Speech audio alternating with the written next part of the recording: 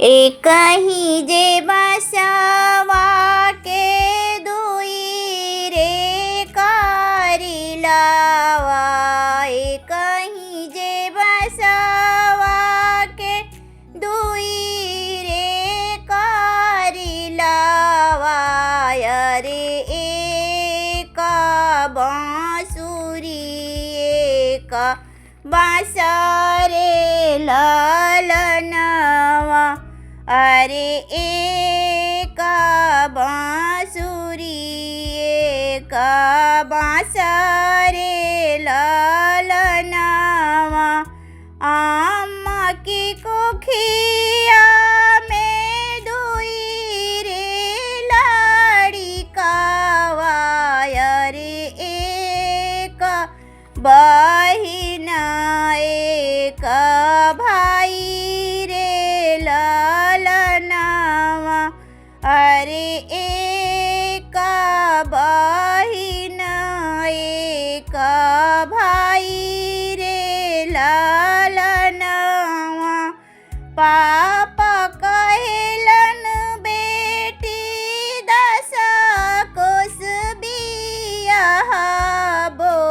अरे अम्मा कहेली 5 कोस रे ललनवा।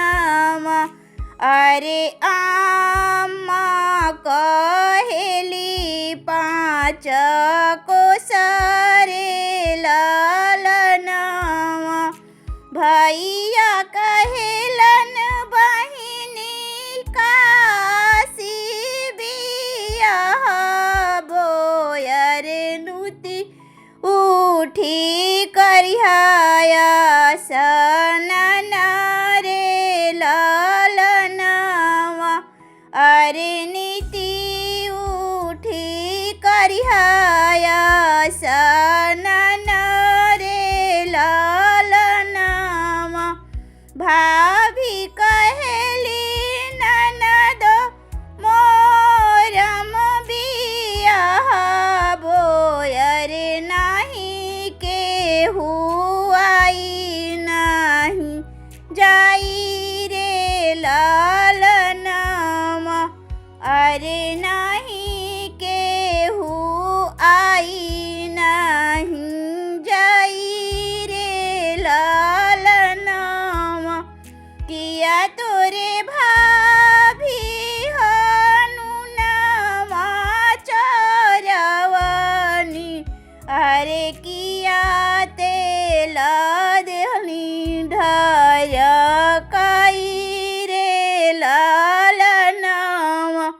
अरे किया तेल दिहनी ढरकाई रे ललनवा।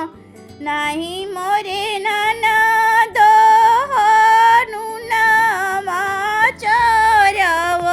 चोरवलू। अरे नहीं तेल दिहलू ढरकाई रे ललनवा।